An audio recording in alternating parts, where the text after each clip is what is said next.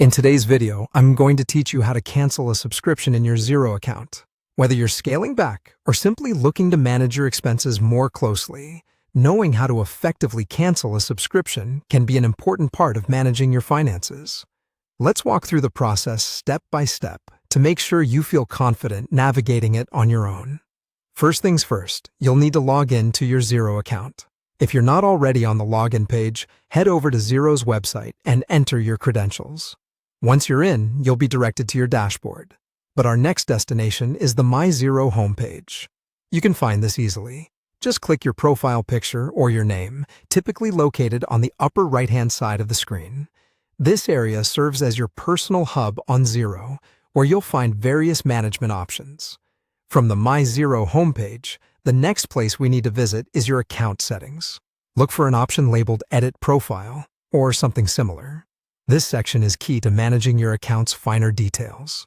Navigate there and you'll find a range of settings and personal preferences. Now, focus your attention on finding the Subscriptions tab. This section is specifically dedicated to all the subscriptions linked to your account. You might find it helpful to scroll through and review what subscriptions are currently active.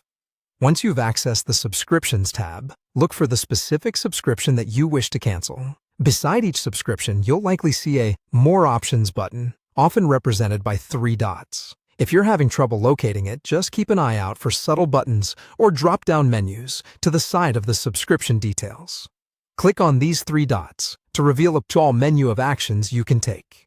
In this menu, you should spot the option that reads Cancel Subscription.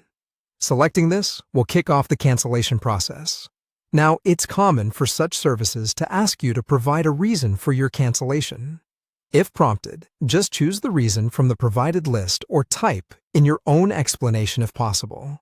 Finally, after providing a reason, you'll see an option to Confirm Cancellation. Clicking this will officially cancel your subscription. Make sure to read any final prompts to ensure you understand any implications, such as potential loss of access or features, which might follow the cancellation. And that's it. You've successfully navigated through the process of canceling a subscription on Xero. Remember to check for any confirmation messages or emails to ensure the cancellation has been processed. Thank you for joining me today, and I hope this guide was helpful. If you have any more questions or need further assistance, feel free to reach out.